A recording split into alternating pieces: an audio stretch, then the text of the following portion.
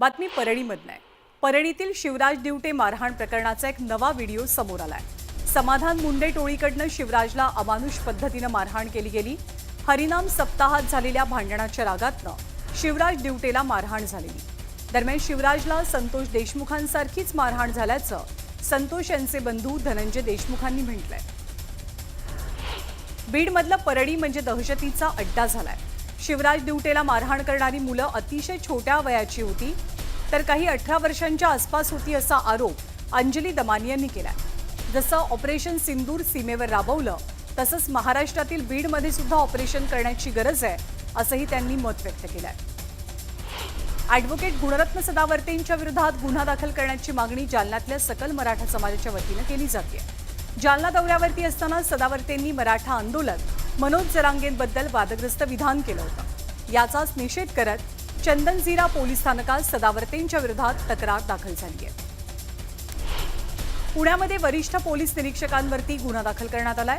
जमिनीच्या वादातनं आर्थिक फायद्यासाठी पदाचा गैरवापर केल्याचा आरोप केला गेलाय। कोकण विभागात बदलापूर पालिका अव्वल ठरली आहे। राज्य सरकारकडनं 100 दिवसांची कार्यालयीन सुधारण्याची विशेष मोहीम राबवण्यात आली आणि याच मोहिमेत बदलापूर पालिकेनं पहिला क्रमांक पटकावला। यंदाच्या पावसाळ्यामध्ये बदलापूर वासियांना महापुराचा धोका जरा जास्त वाढलाय। त्याचं कारण म्हणजे बदलापूर शहरातनं वाहणाऱ्या नद्यांचं पात्र हे अरुंद झालंय। मातीचा भराव टाकला गेल्यामुळे पुराचा धोका आणखीनच बळावतोय। पुण्यामधल्या धरणसाखळी क्षेत्रामध्ये 6.85 टीएमसी पाणीसाठा शिल्लक आहे। चारही धरणात गेल्या वर्षीच्या तुलनेत किंचित जास्त पाणीसाठा आहे, मात्र तरीही नागरिकांनी पाणी जपून वापरावं असं आवाहन केलं जात आहे। पिंपरी चिंचवड पालिकेकडनं अनधिकृत बांधकामांवरती हातोडा चालवला गेला। इंद्रायणी नदीपात्रामध्ये उभारलेले 29 टोलेजंग बंगले जमीनदोस्त करण्याची कारवाई पार पाडण्यात आली। मुंबई नाशिक महामार्गावरील भिवंडी ठाणे बायपासवरील दिवे गावच्या हद्दीत एका बसनं अचानक पेट घेतला। या आगीमध्ये संपूर्ण बसच जळून खाक झाली असून पेट्रोल पंपासमोर ही घटना घडल्यामुळे एकच खळबळ उडाली। उद्धव ठाकरेंचं जहाज सध्या डुबू लागलंय। त्या जहाजाची आधी त्यांनी चिंता करावी या शब्दात एकनाथ शिंदेंनी उद्धव ठाकरेंवरती निशाणा साधला। उद्धव ठाकरेंच्या ओव्हरलोड जहाजाच्या मुद्द्यावरनं शिंदेंनी टोला लगावलाय। पुण्याचे काँग्रेसचे नेते दत्ता बहिरट यांनी उपमुख्यमंत्री अजित पवारांची भेट घेतली। दत्ता बहिरट राष्ट्रवादीत पक्षप्रवेश करतील या चर्चांना जोर आलाय। महायुती सरकारला 6 महिने पूर्ण झाले आहेत, मात्र तरीही मंत्रिमंडळातील 5 मंत्र्यांना खासगी सचिव मिळालेले नाहीयेत। उदय सामंत, शंभूराज देसाई, संजय राठोड, गुलाबराव पाटील आणि मकरंद पाटील यांना खासगी सचिव अजूनही नियुक्त झालेले नाहीत। या मंत्र्यांना खासगी सचिव मिळणार कधी हे पाहणं महत्त्वाचं असेल। अमित शहांमुळे शिवसेना आणि भाजपत कटुता आली असं वक्तव्य खासदार संजय राऊत यांनी केलं। आमचे भाजपसोबत संबंध चांगले होते, पंतप्रधान मोदींसोबतही चांगले संबंध होते, पण अमित शहा दिल्लीत सक्रिय झाले आणि भाजप शिवसेनेच्या नात्यात कटुता आली असं राऊतांनी म्हटलंय। दरम्यान ईडीकडनं अटक होण्यापूर्वी आपल्याला एकनाथ शिंदेंचा एक फोन आला होता असा दावा संजय राऊत यांनी केला। एकनाथ शिंदेंनी आपल्याला फोन करून आपण वरती बोलू का, अमित शहांना सांगू का असं विचारणा केली असल्याची माहिती संजय राऊतांनी आपल्या पुस्तकात दिली आहे। तर संजय राऊतांच्या बोलण्यात तथ्य अजिबात नाही, त्यांना केवळ लिहून एक पिक्चर बनवायचं आहे असं म्हणत संजय शिरसाट यांनी राऊतांवरती पलटवार केलाय। महाराष्ट्राच्या राजकारणाला सतत नरक बनवणारा किडा म्हणजे संजय राऊत आहे। या पुस्तकाचं नाव नरकातला किडा असायला हवं होतं असं म्हणत शहाजी बापू पाटलांनी संजय राऊतांवरती टीका केली आहे। भरत गोगावलेंच्या प्रतिस्पर्धी उमेदवार स्नेहल जगताप अजित पवारांच्या राष्ट्रवादीत प्रवेश करतात। यावेळी महायुती म्हणून समन्वयात्मक काम करताना प्रत्येक पक्षाला आपली ताकद वाढवण्याचा अधिकार आहे, त्यामुळे इतर कुणाला काही अडचण असण्याची गरज नाही असं मत आमदार अनिकेत तटकरे यांनी व्यक्त केलं आहे। सध्या प्रश्न नसलेला समाज निर्माण करण्यात यश मिळालंय, त्यामुळे खरे प्रश्न सांगायला गेल्यावर लोक आम्हाला वेड्यात काढतात। शरद पवार यांच्या गटाचे प्रदेशाध्यक्ष जयंत पाटलांनी हे विधान केलंय। वैभव नाईक यांनी ठेकेदारांकडनं कमिशनचे पैसे लाटून भ्रष्टाचार करून जिओ2 बंधारा बांधून घेतला आणि तो वाहून गेला। निलेश राणेंनी वैभव नाईकांवरती हा आरोप केलाय। माजी आमदार वैभव नाईकांना निलेश राणेंनी टोला लगावलाय। नुसत्या तोंडाच्या वाफा सोडून लोक लक्षात ठेवणार नाहीत, तर नावं लक्षात राहतील असं काहीतरी काम करा असा हल्लाबोल निलेश राणे करतात। मंत्री गिरीश महाजनांनी रक्तदान शिबिर राबवलं आणि जवानांप्रती कृतज्ञता व्यक्त केली। यावेळी मोठ्या संख्येनं कार्यकर्त्यांची उपस्थिती होती। बाजारामध्ये बोगस बियाणं आढळून आल्यास कृषी अधिकारी आणि कर्मचाऱ्यांना थेट घरी पाठवणार असं सज्जड दम भाजपचे आमदार चरणसिंह ठाकूर यांनी कृषी अधिकाऱ्यांना दिला। शेतकऱ्यांची फसवणूक केली तर सहन करणार नाही आणि माती परीक्षण पूर्ण झालं नाही तर पगारही मिळणार नाही असा थेट इशारा दिला जातोय। विधान परिषदेच्या उपसभापती नीलम गोऱ्हे या परभणीच्या दौऱ्यावर आहेत। यावेळी त्यांनी महिला पदाधिकाऱ्यांसह लाडकी बहीण योजनेच्या लाभार्थ्यांसोबत संवाद साधला। पालघरमध्ये शिवसेनेनं भाजपला मोठा धक्का दिलाय। माजी आमदार आणि भाजपचे माजी विधानसभा संघटक अमित घोडा यांनी एकनाथ शिंदेंच्या उपस्थितीमध्ये शेकडो कार्यकर्त्यांसह प्रवेश केला। जळगावमध्ये शिवसेनेकडनं शक्ती प्रदर्शन मेळाव्याचं आयोजन केलं गेलं होतं। यावेळी मोठ्या संख्येनं कार्यकर्त्यांनी गर्दी केली। हरियाणामधील प्रसिद्ध यूट्यूबर ज्योती मल्होत्रा हिला गुप्तचर यंत्रणांनी अटक केली आहे। ISI साठी हेरगिरी केल्याच्या आरोपांतर्गत ज्योतीला अटक झाली आहे।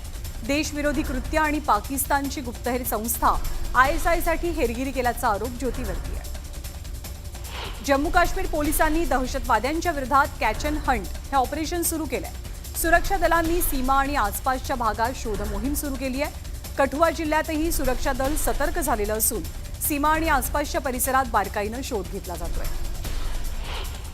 पाकिस्तानच्या खोटारडेपणाची पोलखोल करण्यासाठी भारत सरकारनं विशेष योजना आखली आहे। मोदींच्या नेतृत्वाखालील केंद्र सरकारकडनं 7 खासदारांचं शिष्टमंडळ तयार झालंय, ज्यात काँग्रेस खासदार शशी थरूर, राष्ट्रवादीचे खासदार सुप्रिया सुळे आणि शिवसेनेचे खासदार श्रीकांत शिंदे यांचाही समावेश आहे। भारतानं पाकिस्तानवर हल्ला केला होता असं वक्तव्य करत पाकचे पंतप्रधान शहबाज शरीफ यांनी आता कबुली दिली आहे। युद्धजन्य परिस्थितीमध्ये आपण स्विमिंग करण्यात व्यस्त होतो असं वक्तव्य सुद्धा शहबाज शरीफ यांनी केलंय। त्यांच्या वक्तव्यानं शहबाज शरीफ यांची पुन्हा एकदा पोलखोल झाली आहे। अमेरिकेच्या राष्ट्राध्यक्षांच्या हस्तक्षेपामुळे मोठी आपत्ती टळल्याची कबुली पाकिस्ताननं दिली। पाकिस्तानचे पंतप्रधान शहबाज शरीफ यांचा एक व्हिडिओ सध्या व्हायरल होतोय। यात अमेरिकेचे राष्ट्राध्यक्ष डोनाल्ड ट्रम्प यांचे त्यांनी आभार मानले। ट्रम्प यांच्या हस्तक्षेपामुळे दक्षिण आशियात मोठं युद्ध टळलं, अन्यथा प्रचंड हानी झाली असती असंही शरीफ म्हणतात। नागपूरमधली एक महिला काश्मीरमधल्या कारगिल परिसरातनं बेपत्ता झाली आहे। सुनीतानं POK बॉर्डर पार केलेली असून तिला पाकिस्तानच्या सैन्यानं ताब्यात घेतल्याचा संशय गुप्तचर आणि सुरक्षा यंत्रणांनी व्यक्त केला आहे। भारतीय सैनिकांच्या ऑपरेशन सिंदूरच्या यशस्वी कामगिरीनंतर त्यांच्या कौतुकासाठी सांगलीतही तिरंगा रॅलीचं आयोजन केलं गेलं। यावेळी आमदार सुधीर गाडगे यांच्या नेतृत्वात रॅली निघाली। भारतीय सैन्याच्या शौर्याला अभिवादन करण्यासाठी परभणीमध्ये भाजप आणि इतर संघटनांच्या वतीनं तिरंगा रॅली निघाली। यावेळी नागरिकांसह भाजपचे मंत्रीही उपस्थित होते। भारतीय सैन्याविषयी अभिमान आणि कृतज्ञता व्यक्त करण्यासाठी भिवंडी तालुक्यातल्या काल्हेर ते कशेळी परिसरात तिरंगा रॅली काढण्यात आली। या रॅलीमध्ये भाजप पदाधिकाऱ्यांसह शेकडो नागरिकांनी सहभाग नोंदवला। सिंधुदुर्गामध्ये सलग दुसऱ्या दिवशी अवकाळी पावसानं हजेरी लावली।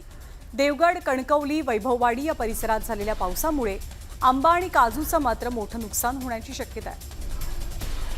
नंदुरबारमध्ये अवकाळी पावसामुळे अनेक घरांची पडझड झाली आहे।